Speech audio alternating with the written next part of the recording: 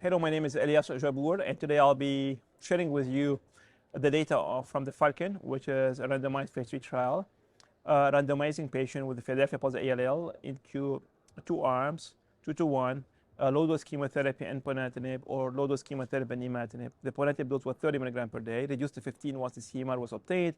In a standard of care arm was imatinib 600 milligrams per day all along. The design was 2 to 1 again, induction, consolidation, and maintenance, and single drug alone. The primary of the study was quite original, is what we called MRD-negative CR, meaning patients have to have two criteria, CR for 4 weeks and longer, and MRD by the rate of induction, which is week 12. So composite endpoint, and the secondary endpoint, the relevant ones were event-free survival, and other endpoints, survival, safety, duration of response, and others. So while the study was designed to start with, we know that TKI and chemotherapy or steroid followed by transplant are standard of care in PH-positive ALL. There's no optimal TKI to use upfront. We know that when you use first or second generation TKIs, responses are high, mainly in CR, but CMR or complete molecular remission is around 20%.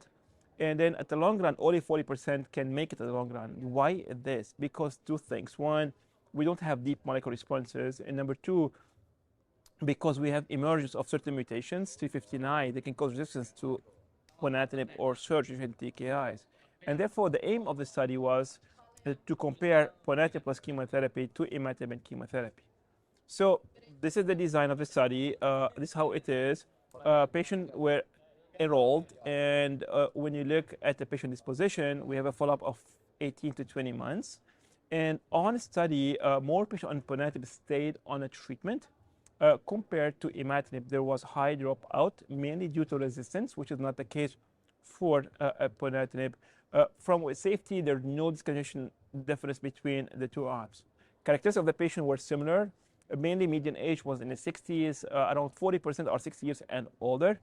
And then it's important to know that 50% have one cardiovascular risk factor, 30 have two risk factors, which is what we see in this patient population. The primary point was met. In fact, Ponatinib was associated with a twofold increase of the rate of MRD-negative CR. These were around 36% for Ponatinib and 17% for imatinib therapy. However, when we look at the real-life practice, we assess only for MRD. We don't care about CR, whether full CR or not.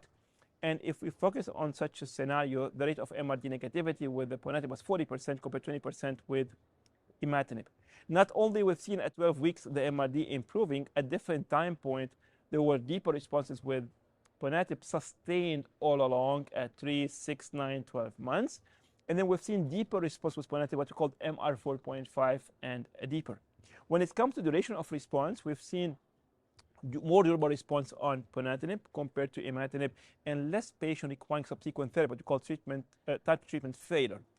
Now, with the follow-up we have today, the patient is important to know that there are more patients on imatinib discontinuing treatment to receive subsequent care, mainly Ponatinib or blinatumomab. And this is very important because when you move from imatinib to get second-line better therapy, this is a crossover. And we've seen more patients on imatinib arm receiving Ponatinib and blinatumomab. The impact of that is when it comes to event-free survival. So that will bring me to the event-free survival. The follow-up is still short for the study. And despite crossover, meaning patients on imatinib receiving Ponatinib and blina, we see a trend for better EFS in favor of Ponatinib, which is significant. So what is EFS? EFS is defined by death, loss of response, CR, and this is it. So event or loss of response and death. Essentially, when we look at what we call PFS, which is in addition to loss of response and not responding and death, loss of molecular response, or patient who did not achieve an MRD negativity, then we see even a better advantage in favor of Ponatinib, which is parallel what we do in our life. So EFS trend and PFS by far better with Ponatinib compared to imatinib therapy. For survival, it's still short follow-up, and there was no difference in survival between the two arms. It's important to note, however, that we know historically with imatinib, the survival at 2 years is only 40%. In this trial, the survival is at 85% and even higher, and that reflects the importance of subsequent therapy or what you call crossover. finally, when it comes to safety, the treatment was well tolerated. Grade 1 and 2 were mainly, grade 3 and 4 were rare, and there was no difference between the two arms. We've seen some hypertension, LFTs increase, but nothing significant. Now, people will ask me about what is about the vascular events. Grade 3 and 4 emergent adverse events were similar between the two arms. When we look at the vascular, or mainly arterial-occlusive event, it was 2% with Ponatinib, 1% with imatinib, and imatinib is a very tolerable regimen, and therefore we did not see an increase in toxicities with Ponatinib compared to imatinib therapy. Discontinuation rate was equivalent between the two. The venous thrombotic events were equivalent between the two. That reflects the safety of Ponatinib, mainly due to two factors. One, we start at 30 milligrams and reduce the dose, and the patient enrolled were not like really sick from the cardiovascular point of view. So based on the safety efficacy data today of Ponatinib, I can say the study met its endpoint. It's significant improvement of MRD-negative CR, which is quite relevant.